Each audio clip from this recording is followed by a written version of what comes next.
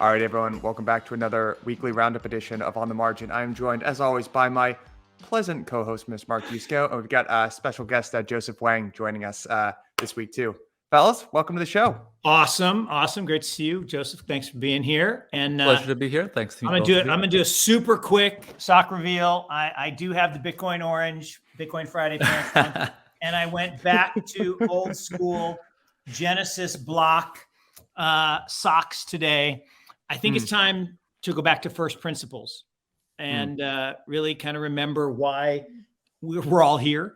People are really down. People are really unhappy, kind of end of the world talk. And like, guys, like the Mt. Gox situation was way worse, like way, way worse. So this too shall pass. King Solomon's advisors were right. So back to first principles, the Genesis block, new birth. New birth, baby. Well, speaking of birth, I actually assigned the adjective pleasant because I am pleasantly full after Thanksgiving. My pants are feeling pleasantly tight across my bumping up against my stomach. Do you guys have a good? What's the Thanksgiving tradition look like for the two of you? Joseph, ours is. I've been doing the same thing for 38 years. We go to Oklahoma, where my in-laws are, and they have a little piece of property out in Coweta, Oklahoma. They live in Tulsa. So everyone's telling me I got to watch Tulsa King now with Sly Stallone because I spend so much time in Tulsa. But I tweeted a picture of me catching a bass. One of the best parts of the holiday is bass fishing on their little lake. And we do a Christmas exchange and shoot guns and ride four-wheelers. And it's good stuff. And eat way too much. Yeah, the amount of pie consumption is very large. Yeah. Joseph, same with me. I bake a turkey, eat tremendous amounts of food with my family, and then eat the same turkey for the next few days until you're sick of turkey. And then you don't want to see turkey again until the next Thanksgiving. So really, Thanksgiving is the only time in the year I eat turkey, and I get sick of it afterwards. But before that, it's really nice. I enjoy Thanksgiving. I will die on the hill that after the leftover sandwiches are actually better than the Thanksgiving meal. I know it's a bit of a controversial. I know it's a controversial opinion, but it is. You get the sandwiches. You put some cheese in there, a little bit of pickles. Like it's. There's nothing like a true turkey breast sandwich, but I will die on the hill that the dark meat chopped up, put in gravy, poured over mashed potatoes and pan fried stuffing is almost as good as the original meal. But a real turkey drumstick right off the turkey, I'm sorry, this is number one. Hey, you'll not get much more. Yeah, I know. I'm like, I could actually eat a little bit more. I haven't eaten that much today.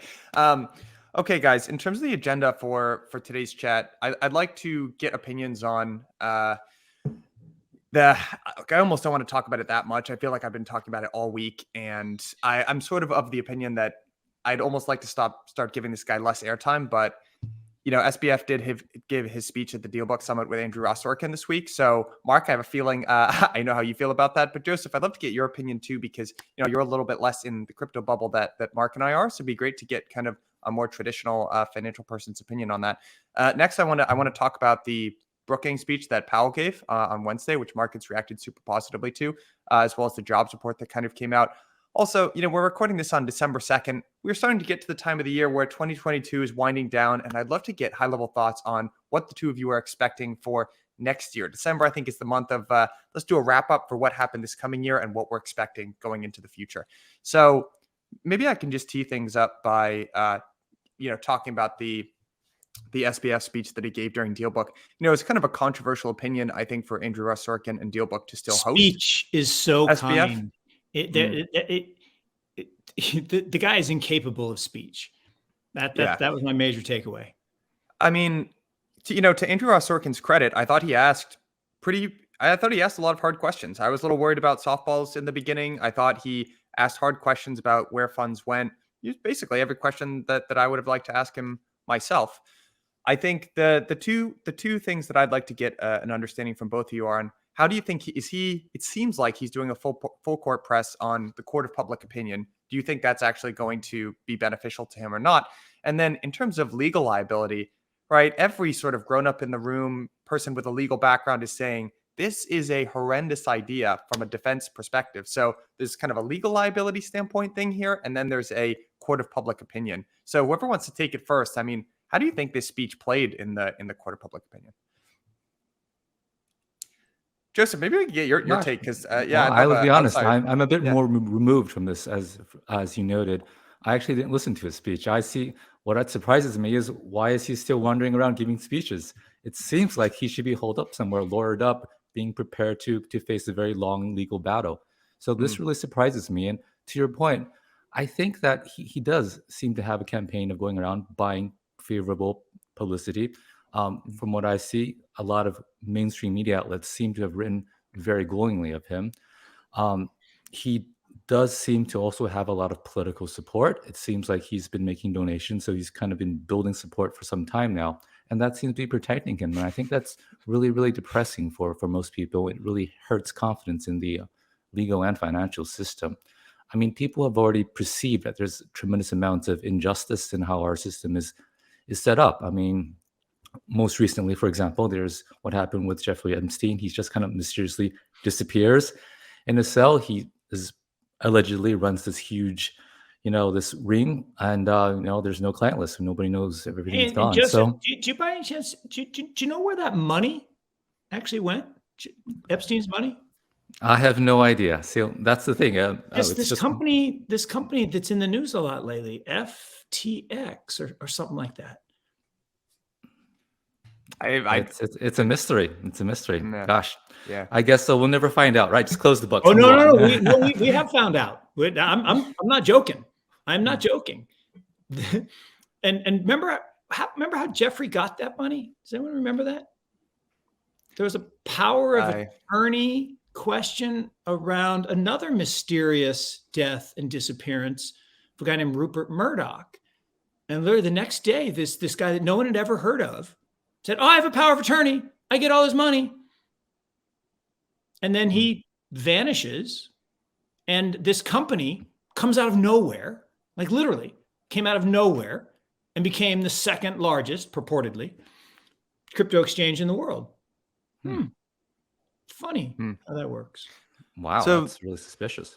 Yeah, it's definitely weird. I mean, Mark, I don't know if you had a chance to listen to the speech, but do you think this is playing well for him, or is he just digging himself a hole? I intentionally didn't watch because it's just not Yeah, good you for texted me my that, my actually. heart. Yeah. I mean, it just pisses me off so much. The fact that Bernie Madoff, the day after he admitted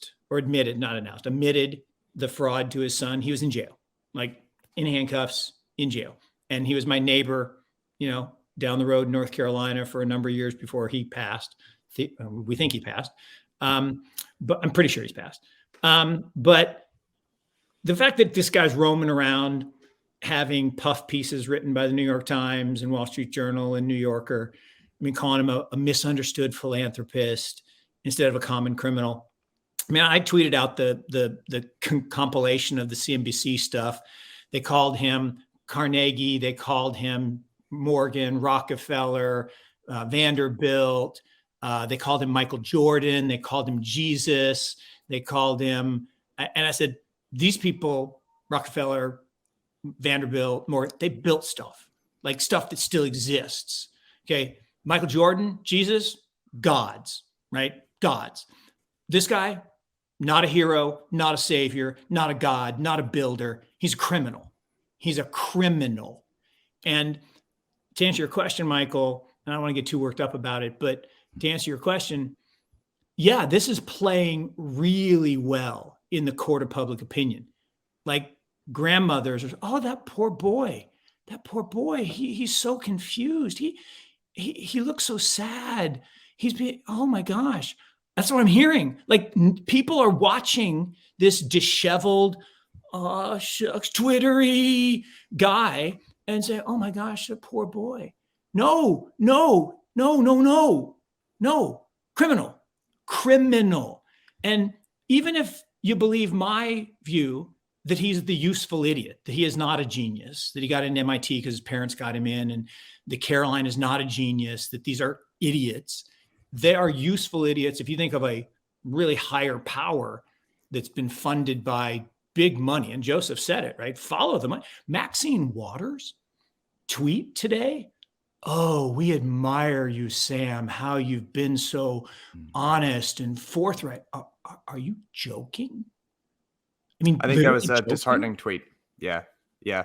I mean, I don't personally agree on the higher power thing, but I think I agree with the broad strokes of what both of you are saying. I think it was a disheartening speech, to say the least. And I also think it's a little gross. A lot of media are flying down to the Bahamas and interviewing him. I don't think there's much to be said in the realm of journalistic integrity at this point. The facts are kind of out there. I don't think there's much to be gained in terms of getting exposure to his thoughts. I think it's kind of engagement farming at this point.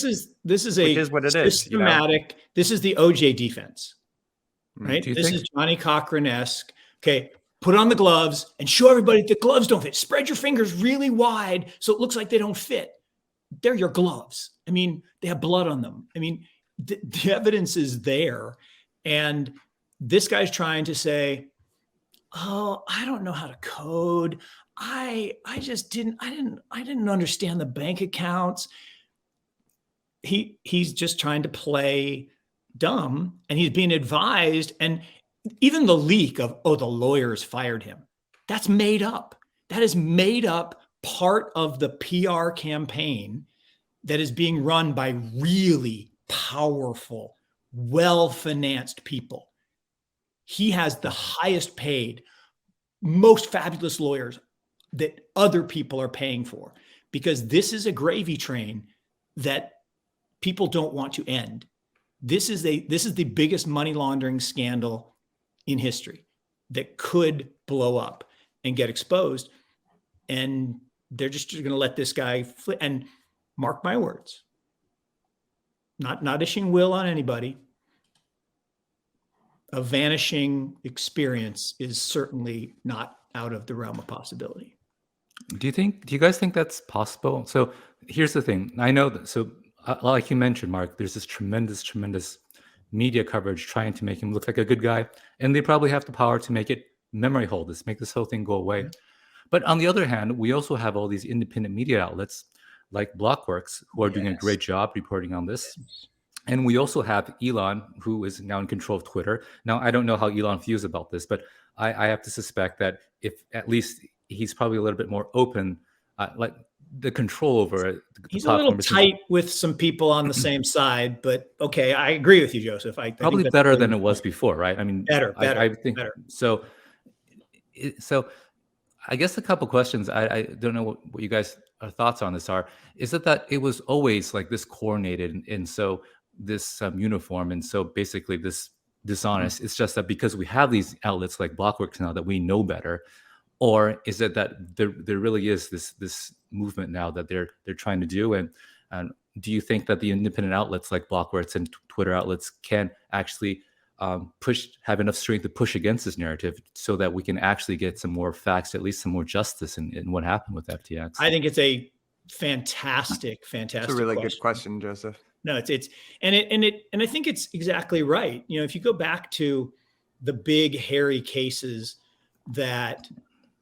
where you just shake your head and like, how did that person get off? Like, but it's in the court of public opinion. It's in that media narrative.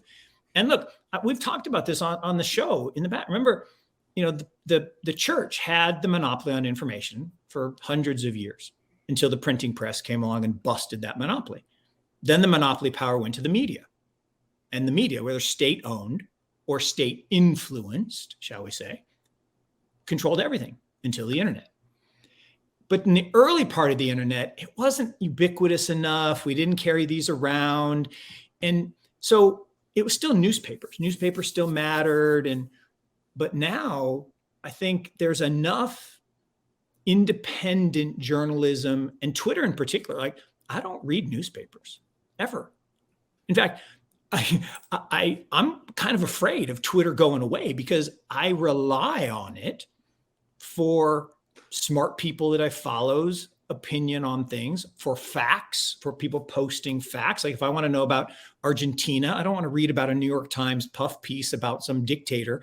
I want to hear people in the street on Periscope talking about Argentina.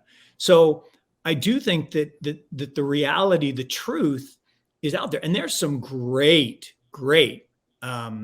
content out there on this and on exactly what happened. And I said, the linkages, here's the thing. In the old days, just so I meet you at the park and we sit on a bench and I walk away and you're like, Mark, you forgot your backpack. I'm like, don't hear you.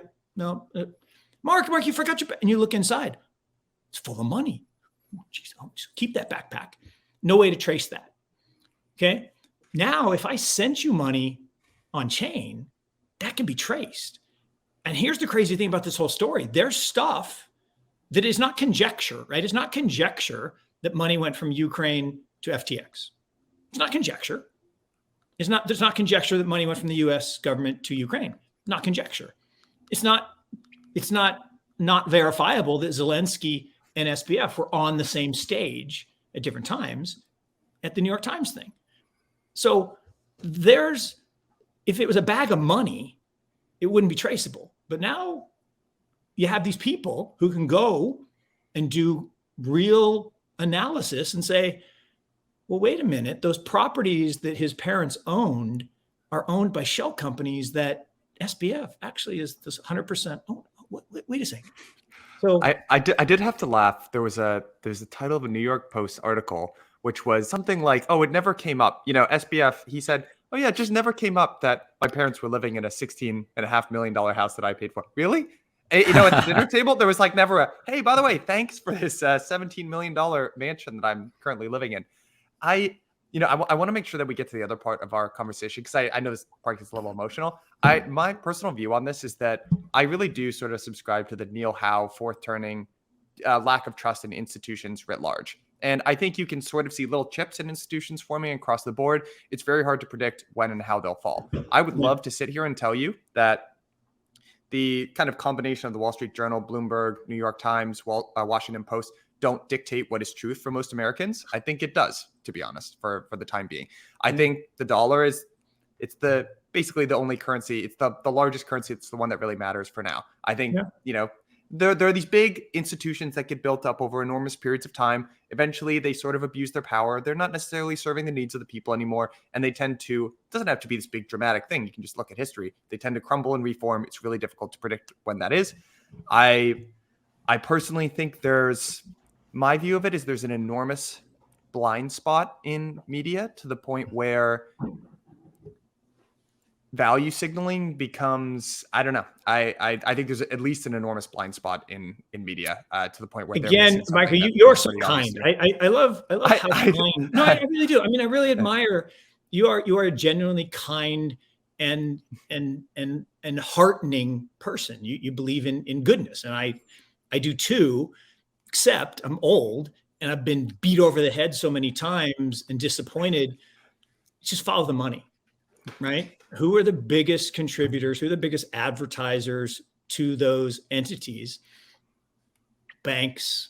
How many full page ads did FTX take out in the Wall Street Journal and the New York Times in the past 2 years when he was creating his media blitz? How much money did he spend, backing political candidates? I mean, it in the end, follow the money. That's how people are incented in this world. And, the coincidences are just too many, right? It can't be that the fact that his mother is a massive PAC organizer for people who use a vehicle to get around campaign finance laws to back Democrats. And again, this is not partisan. I actually used to be one, I guess. I mean, I am so horrified at what has gone on, and the fact that people still want to give this guy the benefit of the doubt. And you're not doing it, but it's mind-boggling to me. Yeah, you can look at my Twitter feed. I've basically been tweeting about this nonstop for the last 2 weeks. It's been very frustrating to me. Totally agree with you, Mark. And you know what? It's also really surprising to me, not just following the trail of money, is that it actually doesn't take that much money to buy influence too, right? I think that's what everyone else. Yeah, it's so scary. I mean, it's a few million. A lot of people have a few $1 million. I mean, think about all the other people, all the other rich people in the world. They have tons of money. or even think about foreign governments. They have even more money. Think about what kind of influence they're getting. So it's disheartening, really. It is. Yeah, but then you get the heartening thing. I tweeted about this guy from Senegal, the soccer player that is making $10 million a year, and he's carrying around this cracked iPhone 11, and people are tweeting at him like, "Oh, why don't you buy a new phone?" It's like, because I give my money to build orphanages and teach kids, and who cares about phones and Ferraris and diamond watches? I'm like, oh my God, I love you. That. It just boom. I mean, it just made my heart explode, and it's such a good. I needed that today. I'll tell you what, fellas, this is going to be good vibes only for the rest of this. We got all of our Sinister Saturdayness out. It's good vibes only for the rest of this episode. I actually been having a wonderful day. I called Jason. I said, I'm having the best day I've had in months. It's been all right. We're going to rename it Sunrise Saturday. Okay. I love that. That's great. Excellent. All right, guys, that being said, I want to move on to our next talk here. So Powell gave a talk here at the Brookings Institute today.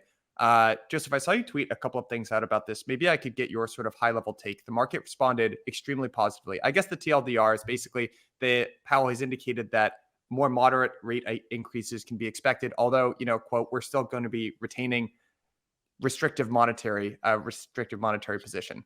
Unsure. Those sort of seem to be conflicting statements, at least to me, but maybe I'm missing something. What do you think? Yeah, I think you got the big points. So you're totally right that the market reacted very violent to it. But I'd caution that though. So oftentimes markets react to, markets basically just buying and selling. And that happens due to a lot of different reasons. And I know you've spoken with some volatility experts on this show. One of the things that I've learned from people like Jim Carson, for example, is that when you go into these big event days, when you have like a FOMC meeting or big Fed speech, a lot of times what happens is that people hedge for that. So you can think of it as they're being short the market just in case that something happens and the market crashes. But once that event risk passes, they buy back their hedges, and there's often this huge relief rally. So you see that happen often, and you've seen it quite a few times on FOMC days this past year. So looking at price action on these event risk days, it's we have to be cautious not to attribute it directly to what was said at the conference. That being said, though, I think that looking at Powell, it seemed from his speech that he basically said the same things he's been saying and that the market has been anticipating for the past few weeks. As you noted, Mike, that he strongly suggested that they're going to shift down instead of hiking 75 as they did last time, they hike 50. He also strongly suggested that he's going to keep going until the job is done. So they're going to remain restrictive for longer. But so that's all new. That's all old news. Nothing special. But what was a bit more interesting was during Q&A session, and it was a really good Q&A session. You got some good questions, and I think some useful answers.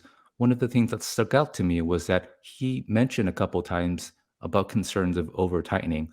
Now, if you think about what Powell had said in Jackson Hole or his last FOMC presser, he was pretty hawkish. He was trying to give a very aggressive indication that he's going to be Volcker-esque, and there was never any mention of over tightening from him. And now he's kind of hinting that a little bit. So all in all, even though the overall message was the same, there's just a little bit more softness there than it was before. And I think that does represent a very subtle shift. I don't think it's huge, but it's something we're thinking about. And he also, what I thought was very interesting was he was very, very transparent in how he goes about thinking about how he's going to act. He broke down inflation going forward into three components. One was goods, the other was services ex housing, and the third was services. Third was housing. Sorry. So there was services ex housing, and then housing, and then goods. And just looking at those three segments helps the market understand how to calibrate their reaction function going forward. The big thing going forward is going to be jobs, because most of inflation, most of what's in PCE has to do with services excluding housing, and that is mostly driven by wages. So that's why today's job print was particularly important, which is, I guess we'll talk about later. So, but anyway, it doesn't look like inflation is moderating so far, even though the market is very happy. Mark, what do you think? Yeah, I think Joseph's analysis is spot on.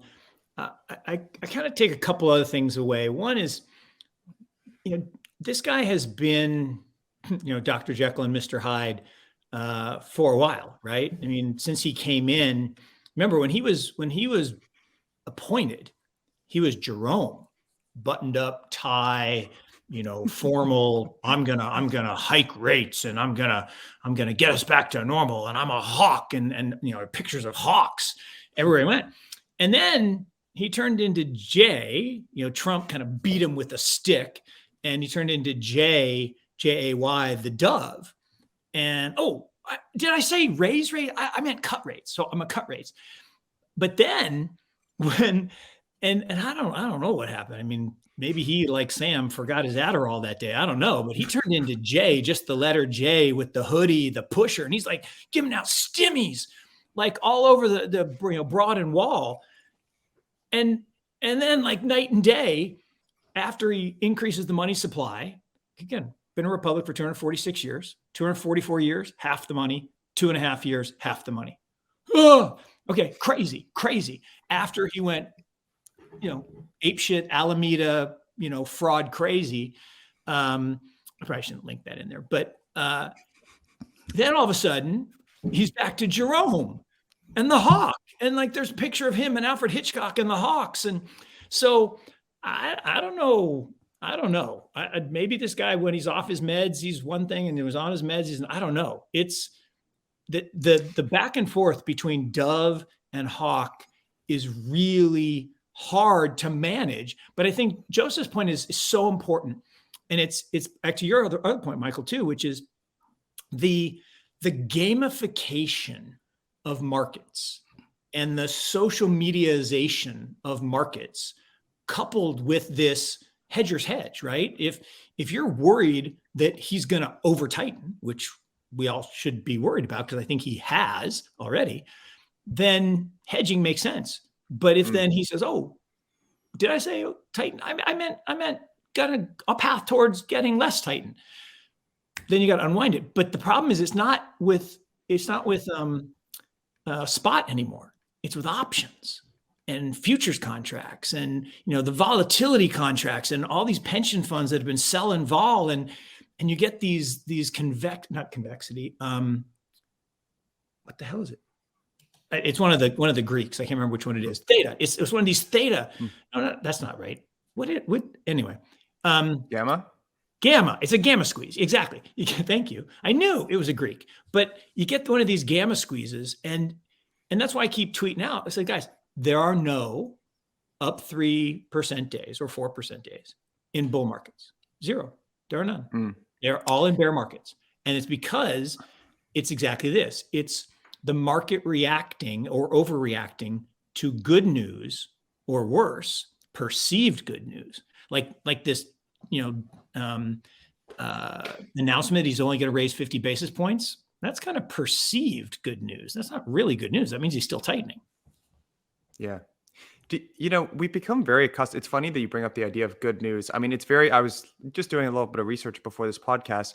And, when you're Googling jobs report, something like that, very typical headline to say the US stock market is up on, or down on jobs beat. Yeah. And we've just had this for such a long time that good news is bad news and bad news is good news, because when there's bad news, we know that the Fed helps in and gives out stimulus, which is what the market really wants. Basically, for as long as I've been paying attention to markets, that's been the case. Is that destined to be forever? Does that eventually shift? No way. Look, we've had hundreds of years of markets. We're talking about a really 13-year phenomenon that was created post-global financial crisis with this bringing back of QE. And that's not 100% fair, because we had this in the 30s. We had QE in the 30s. That's when the term was invented. It wasn't invented in 2009. We had QE. The Fed tried to get off QE in 1937, and we had a second wave of the Depression. So I wasn't alive in the 30s, so I don't really know all that stuff. But clearly, the bulk of markets, of hundreds of years of markets, is not like this. It's good news is good news. Bad news is bad news. The fact that ISM is telling us recession is either here or going to get really bad. The fact that, South Korean export numbers Oh my gosh. And South Korean export numbers are a perfect, absolutely perfect indicator of future economic activity because they make all the stuff that we put into all this stuff. What's going on, guys? Want to give a quick shout out to this episode's sponsor, Curve. They are the one-stop shop credit cards that helps you take control of your personal finances. Here's the reason that I personally love this company. These guys are all about helping you manage and maximize your personal cash flow. We have been talking for the last couple months about everything that the Fed is doing with raising interest rates. Obviously, this is no one's got a crystal ball. This is not financial advice, but I think it makes sense more than ever now for companies to be managing their cash flow and for you as an individual to be managing your personal cash flow as well. Curve makes it super, super easy to do that. Even I can do it as a technological Philistine. They aggregate all of your spending information in one place. They make it super easy to plan. But they actually go one step further than that. They have a very cool feature called Go Back in Time, which allows you to switch payments from one card to another. So if you have an unexpected expense crop up, boom, you can move that over to your credit card, free up some cash.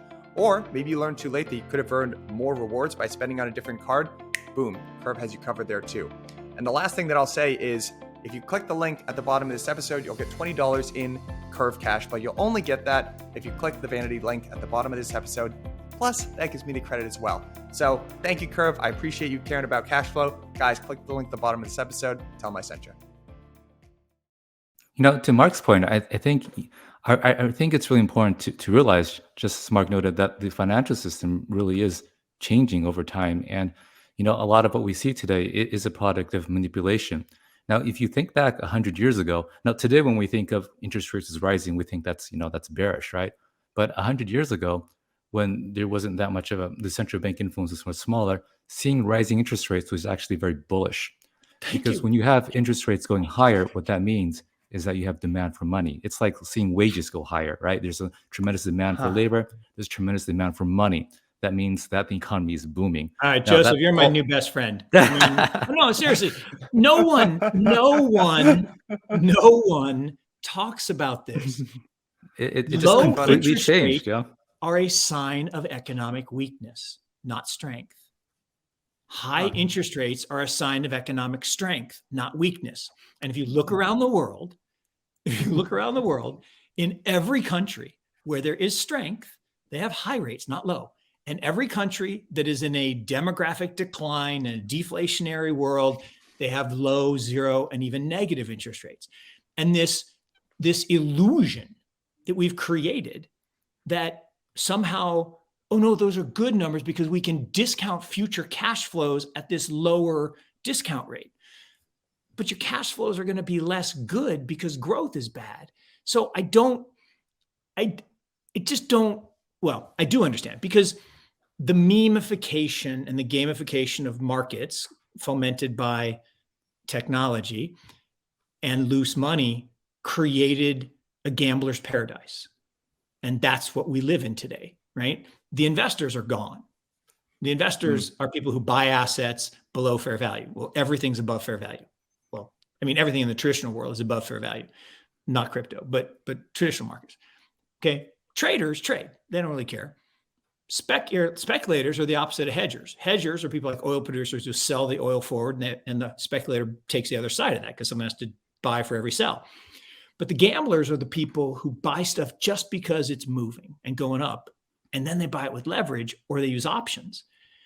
And when I guess he's 15 now. No, he's 16 because he's driving. When my 16-year-old nephew is texting me, hey, I thought you were going to say son there for a second, Mark. I was like, you should. No. He's only 11. He's only 11, and we're going to go do Magic the Gathering tonight together. So, but that's all good. But no, my 16-year-old nephew said, hey, do you know anything about options? I'm like, oh God, stop. No. Right? You want to buy a stock, but don't buy it to trade it. Buy it because you believe in the company, you believe in the product.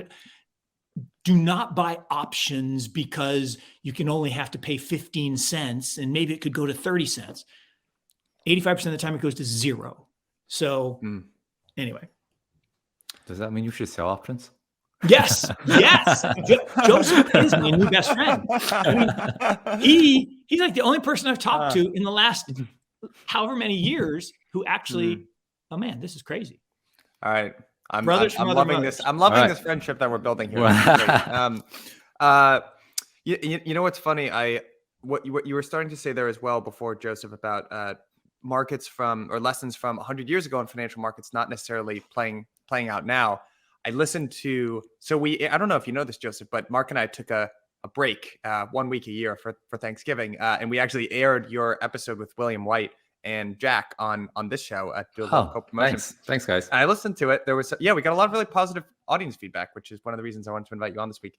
But there was a great quote that William gave during that episode, which was, some famous physicist was asked, "Is physics hard?" He says, "No, but imagine if the molecules had feelings," or something to that degree. Yeah, that's an awesome quote. Really Which loved is it. It just so shows you good. why economics doesn't work very well. It's just Yeah. fundamentally the wrong tools at all. Gentlemen, I want to get Not called the closing dismal thought- science for nothing. 100%. Yeah. I want to get your closing thoughts on jobs report and the market reaction, and then I want to get your thoughts on maybe zooming out a little bit to 2023, what we can expect. So, positive reaction to a jobs beat. There was something like 2,000 expected. We added 263,000 instead. I want to zoom out and sort of draw a little bit of a connection. There's something called the Daily Shot. I don't know if you get it, but they send you kind of charts every other day or something like that. And the last one that they sent, so shout out to those guys, but the last one that they sent was kind of showing consumer spending, and they charted that over credit card growth. And, you can see these sort of worrisome signs, right? A lot of people are like, why haven't things changed? So you're starting to see, consumer spending has been startlingly strong. Real consumer spending, not inflation adjusted, like real consumer spending has been very strong. At the same time, you're starting to see people's savings rate, the amount that they have in savings, dwindle down, and their credit cards go up. So I'm making an inference here, but I think you can basically take those 3 data points and say people are not reacting positively to the new dynamic, the new world where money actually has a cost again, where all of this crazy speculative mania that we've endured over the past 2 years, that in some ways monetary policy sort of pushed us into, or at least encouraged us to move out onto the risk spectrum. I think people are having there's a little bit of a delay in people adjusting to, I hate to use the new normal because it's so overused, but sort of the new normal. So what are both of your conclusions on state of the labor market, consumer spending? Like, have people and companies adjusted to what the Fed is trying to tell us, or are they still fighting against gravity?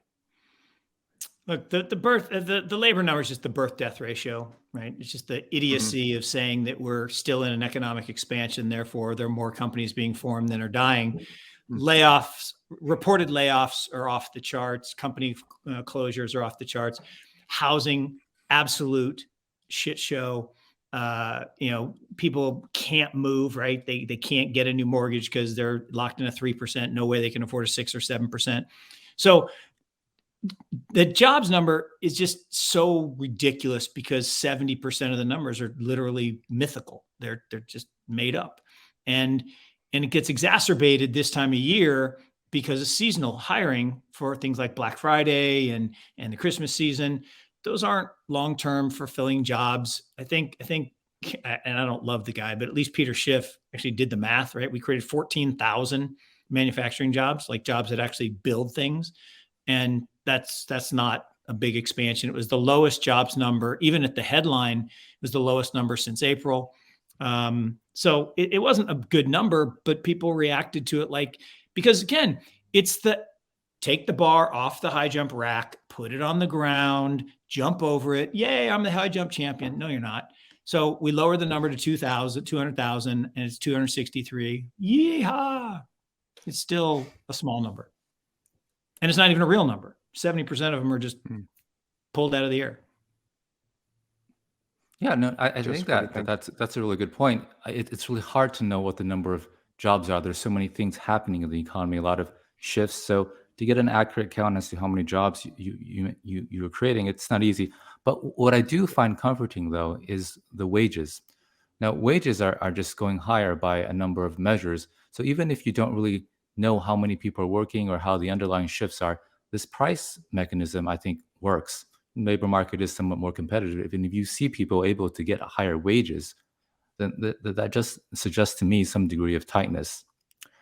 And when you combine that, One thing, Joseph, let me ask you about this, because I think that's a really, really good point. But the one question I also have is one job is one job. It's like one Bitcoin is one Bitcoin, except they're not equal. A manufacturing job at $70,000 a year is different than a law firm job at $140,000 a year, is different than a restaurant job at $35,000 a year. Yet they all show up as one job. And if people are being laid off by Google and Amazon and they're getting a job at Wendy's, that's net a loss of wages, is it not? Or am I missing something? Yeah, I'm not really familiar with the exactly how they calculate that. I'd assume they make enough adjustments so that it'd be at least comparable. But I mean, to be kind of, I don't have tremendous amounts of confidence in the government, but I think they could probably do this right. Well, no, it's well, to that point, it's like retail sales don't adjust for population growth. Yeah. It's like what? What What do you mean don't adjust? Really? No, really, really, they do that's not crazy. adjust for population growth. But though, that one of the big things, the huge macro regime shifts we're having is that we actually have fewer people working today. Labor participation rate is low, especially among boomers, and also we have a lot less immigration. So that's kind of the huge macro sea change that's contributing to higher wages. If you remember Chair Powell's speech, he was saying that if you look at pre-pandemic estimates of where the labor force would be compared to where they are today, we're short about 3.5 million people. And so that's kind of putting upward pressure on wages. And at least in my personal experience walking around, I do see a lot of help wanted signs. So I think that is having an impact there. Mm. I'll say one data point. Oh, sorry. Go. Yeah, I was going to touch upon your savings point. Now, the way that's done is that they look at all the money that people receive in their income, and then they look at how much they spend and like the differences they're saving. And during the pandemic, something interesting happened, and it's not just that there was a lot of stimulus checks and people got a lot of income, but a lot of people who are, upper middle class, rich people, they usually take their money and they spend it on travel, they spend it on, high-end restaurants and so forth, and they just weren't able to do that when everything was closed. And so that resulted in them sitting on a lot of money that they would have otherwise spent. And it's not just in the US. If you look at work from the ECB, it's the same thing in Euroland as well. They have, I think it's about 800, 900 billion euros worth of what they think of as excess savings. So what's happening now is that all these people who were, who were saved up to go on vacation a couple years ago, last year or something like that, they are now finally spending that. And so you see tremendous demand for things like hotels. If you guys try to get a hotel room, it's really, really expensive now. So that excess saving things, it is playing a role, but it's probably being spent by just a certain segment of the population that is probably more affluent. I will corroborate, Joseph, again, just brilliant insight there. Again, at the second and third order effects of things like stimulus. But I'll give you just an anecdote. So we take a ski trip at Christmas. This year we decided, instead we always go to Colorado. This time we'll go to Utah. My wife's got a cousin there. So we and this was even in advance. It wasn't even like last second. Long story short, put in Travelocity, the hotels, and they pop up. And the montage, $3,400. I'm like, for a week? I'm like, no, for a night. Wow. And I'm going, on what planet? So I'm staying in a crappy little, Airbnb that isn't even walkable to the slopes because I'm cheap. But I've never seen that before. I mean, I've just never seen that. I've never seen it ever. Have you tried to buy furniture recently, by any chance? Oh, when I bought a place, like I think late 2020, I went to buy furniture. The wait time was like 3 months, and then they kept delaying it, and I didn't get my couch until 6 months later. So it takes a while. Yeah. Yeah. Jason, my co-founder, actually bought a couch, had almost a year-long wait time. In the process, the company actually went bankrupt. Oh. Yeah.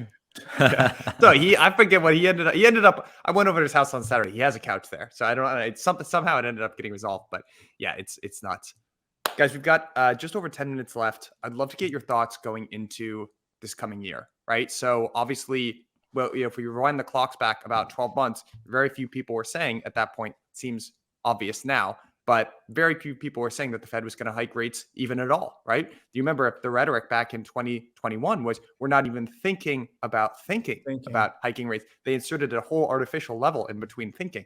So what do you think might be going on? Like, take it any way that you want it. What are you sort of preparing yourself for 2023?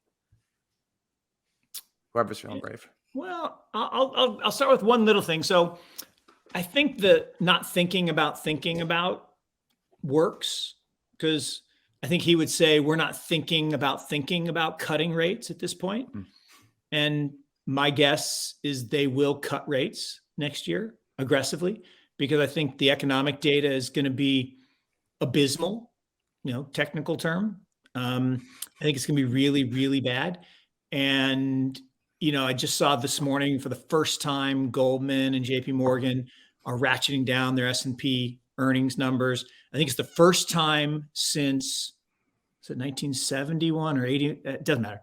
A long time. First time in a long time that the average of Wall Street estimates for 2023 is negative for the S&P. I mean, it hasn't been for 30 or 40 years. So, and it's only like -1 or 2, but still it's minus. And so I think. Is that really true? They haven't estimated a decline in earnings for 40 or 50 years? It wasn't 50, but it was at least 30 or 40. I mean, it was crazy. And because the number's always 8%, right? And if you looked at the chart, it was like almost perfect blocks, because it's always going to be up 8%, because that's what people think. And that's the thing, is it's the average, right? It's the man that drowns in a stream 6 inches deep, an inch on the sides and 10 feet in the middle. So if 8% is the average, but you had some that were saying it'd be up 20, and some a few people would say it would be down in any current year. But I think the not thinking about cutting is one thing that I'm watching. And look, I was the wrongest of the wrong in January. I really no way believed that Powell would go through with as many hikes as he did. So, I'll take that one. But the other thing that I think people are not prepared for is what would happen, because I'm a deflationist, right? I think that demographics and supply demand imbalances and just aging populations are all deflationary. And so I think we've hit an inflationary peak, and that we're going to be right back to 2% next year, unless if COVID zero goes away in China and China reopens, that's 2 million barrels a day of oil demand. We don't have it. I mean, oil prices could easily approach a couple hundo. And that would cause a crazy over response, I believe, to interest rates and fears of durable inflation. To me, that would be the final cathartic spike before the Depression. And if you go back in the history of depressions, there is always a commodity spike right before it happens. Yeah, I think oil is definitely a risk there, and not just that. I mean, if you think about what's happening with Russia, I mean, you could think of the West as fighting a proxy war with Russia, and maybe one of the weapons that they decide to use is their energy lever. They've been using it in gas. Maybe they could do other things as well. I mean, if I were an oil producing cartel and I heard people were trying to create a buyer's cartel by putting a price cap somewhere, I try to get ahead of that. That's not something I ever want people to think about. But, right. That's right. But, more broadly speaking, though, about next year and the years ahead, I think we are really at this inflection point where there's a fundamental change in how the economy works. And if you listen to some of the central bank speeches, like Brainerd's recent speech, I think the policymakers are beginning to realize this now. So when you think about economic growth, what that means really is being able to produce more goods and services each year. So let's say you're a car factory. This year you're producing 1,000 cars. Next year, let's say you produce 1,010. So you're growing, you're producing more goods and services. And to produce more goods and services, you either need to have more inputs, let's say more labor, or you can have better productivity, say better technology. So you're getting more output out of the same inputs. The big shift that's happening now is that we don't have a growing workforce population anymore. For the past 100 years, our population has steadily been growing. But since I think the boomers had smaller families, and so today we just have a shrinking workforce population. Now, if our workforce population can't grow, then obviously we can have perpetual economic growth simply because we have fewer workers. Fewer inputs means fewer outputs. So that's I think is happening really as we speak right now, since data suggests that the boomers retired early. So we already have a shortage of workers, and that's going to persist. So we probably will have recession and maybe a long recession. But the thing is, that's going to mean a different thing than it did in the past. Because if the recession is happening because there are fewer workers, well, that means unemployment will stay low. That means wages will continue to rise. So it's not going to be a recession that we're used to. It's going to be something that we haven't seen before. And it's going to be something that I think it's not really going to affect people that much because they'll still have their job. We've actually seen it. I mean, Joseph, again, Joseph is 100% right. I thought about that. But we've seen it. We just haven't seen it in the United States, but we've seen it in Japan for the last 30 years. And the Vapors song should come on now if they can put that in over the weekend. The Vapors, Turning Japanese. I think I'm turning Japanese. I really love that song. It's a great song. And that is what's happening. So it is axiomatic that GDP is equal to working age population growth plus productivity. That is a truism. It's like assets equals liabilities plus owner's equity. Those are truths. Okay. And we know with certainty for the next 20 years, the working age population growth is going to probably sub 0.5%. And we know productivity, because there's too many 65 to 85-year-olds. I'm going to be one in 6 years. We're not that productive. So it's we're not nice people. We're nice people, but we're just not productive the way we measure productivity. So productivity is going to go sub 1. So we're going to have sub 2% growth for 20 years. Easy. I mean, 100%, probably sub 1% growth, just like Japan. But when you go to Japan, people are dressed nicely. They drive nice cars. The flats are beautiful. Tokyo, it's not my style, but it's a beautiful city. It's clean. People are highly paid.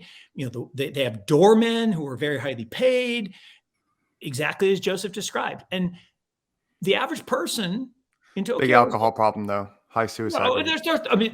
There's certainly problems.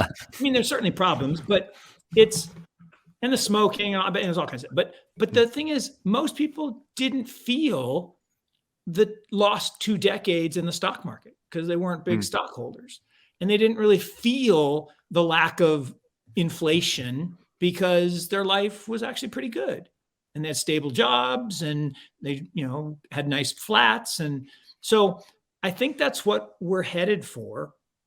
And then on top of it, I'm sure you guys have played with chatbot or whatever it's called, the OpenAI thing. Look, today, and I'm gonna steal this from Josh Wolf, and others have said it, right? This is literally like, the nuclear bomb is tested, and you're like, I wonder if that's gonna be a big deal.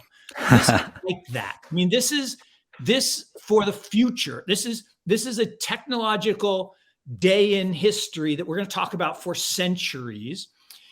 And if we're going to the singularity, which I always go to Wall-E, the movie, where they're around the ship and they got the screen and they're sitting and they're big and fat and they're drinking their big gulps.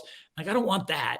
But what they're basically saying is that AI is going to replace us all. And so we're just going to be.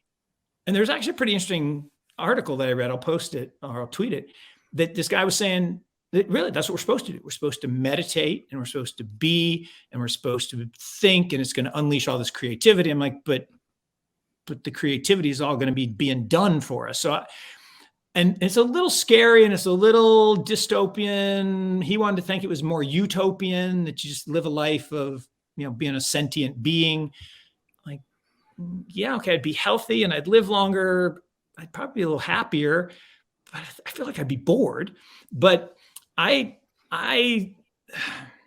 don't know. I kind of like, as much as people piss on fractional reserve banking, I like it. As much as people piss on the Fed, I think a tiny bit of inflation that is theft, it is theft, but a little bit of it creates that incentive mechanism for the the people at the top to aspire, which creates jobs for the masses, and we all can, buy our cars and our bikes and take vacations and a pretty nice life in the United States. I mean, not for everybody, and it's not equal, but there's opportunity. You have opportunity, and I told the story. I think I told the story on this show a couple weeks ago. I met this young woman who was driving my Lyft, and she grew up in this horrible part of Philly, South Philly.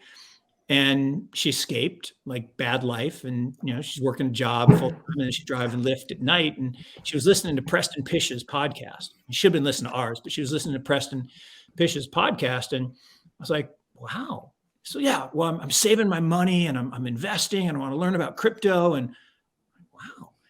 And I was really impressed by that. So here's someone trying to change their stars. And so I know I live privileged life. I got lucky. I had good parents, but our life is pretty good compared to countries that don't have good fractional reserve banking and don't have good rule of law. So I'm on Sunrise Saturday. I am pretty excited, but I think I'm going to be bored in a world where the machines do everything. I think you make a really good point, Mark. I mean, technology can vastly improve productivity. What if we have robots and robots who make robots, right? We'll have basically infinite growth. But then that brings new problems. I mean, think about it this way. So for most of history, people struggled to survive. Now we have tremendous amounts of food, tremendous amounts of abundance. We can eat as much as we want. And that creates a whole host of problems. Obesity, for example, also cancer, all sorts of health problems, because we're not suited to have this kind of abundance. Now, if we take it to the next level where we don't even have to work, man, that's going to create a whole level of problems. We wouldn't have to learn new social structures, or maybe we can't learn to live in that kind of world. It'll be interesting. I will say this. I think, especially if there's an element of pragmatism in you, it's very easy to look at some of these new technologies and say, it's better when we aren't all looking at our phones. I think it becomes increasingly obvious if you rewind 100 years, 200 years, 500 years, I don't have to think about it. I'd rather live in this time, 100,000%. 100%. I think the wheel of progress, it's not always perfectly linear, but man, does it drive in the right direction. I personally think. As Joseph said, success is defined as you spend less time on survival, right? And it's not success. I'm sorry, evolution. I mean, prosperity, right? Evolution and prosperity of society is about spending less time on survival. And here's the one thing, though, that is interesting. And I was going to write a post about this, but I'm going to have to really think about it before I write it. There's a lot of people saying, well, this is wrong because now people can write a paper using this AI, and that's wrong. I'm like, well, okay, why? Why is a human mind creating that paper and converting energy into value different than a computer intelligence creating that paper? Okay. And I'm not sure that, and so then there's the same thing about NFTs, right? Jackson Pollock creates a piece of art and everyone's like, ooh, ah. You do a generative AI that creates a piece of art that kind of looks like a Pollock, and it could be equally pleasing or displeasing depending on what your taste is. But the people who like it would say, well, why is that less good? Because a human didn't make it. And it was really interesting. This is the great one. Someone asked the AI, well, what should I do about students cheating using the AI? And the AI responded, this was amazing. He said, well, you could assign tasks that required problem solving and collaboration and group discussion to foment further exploration of the idea. I mean, yes, it's kind of like, why does anyone listen to not the very best person in freshman chemistry in the world? Why should anyone listen to a TA? We all know who the best professor is. Everyone should watch that on the internet. And then we should go into small groups with the TA and go really deep into discussion, dialogue, and debate in search of truth. And so I am pretty excited about this idea of having more time to think, to reason, to collaborate, to have these kind of discussions. Maybe we'll have to do this twice or three times a week, Michael, instead of once. We might. Who knows? We might be out of a job. Once they learn how to speak, then Mark, you and I are we are. They're Oh not my as gosh, good looking automated as you. podcasts. They're not as good Yeah. looking as you. Hey, you're the silver fox, my man. All right, before we make Joseph too uncomfortable, guys, this has been an enormous amount of fun for me. Thank you, Mark. Honestly, missed you last week, man. Joseph, appreciate you coming on the show. Guys, we'll have to do this combo. No, again. this was this Yeah. Joseph. Done some I said good you know, vibes. we're certainly brothers from another mother, and it was really great to hear your perspective on so many ideas that I share. I always say, right, if two people always have the same opinion, one is unnecessary. My guess is we disagree on some stuff. Michael and I certainly do, but that's what makes life great, right? Dialogue and debate in search of truth, and that's what we try to do on Sunrise Saturday. So thanks, Michael. Well, thanks so much for inviting me. It was a pleasure to be here, and glad to see that we're on the same page on so many topics, so many ideas. It makes me feel more confident in my views. So thanks Awesome. so much. All right, appreciate you both.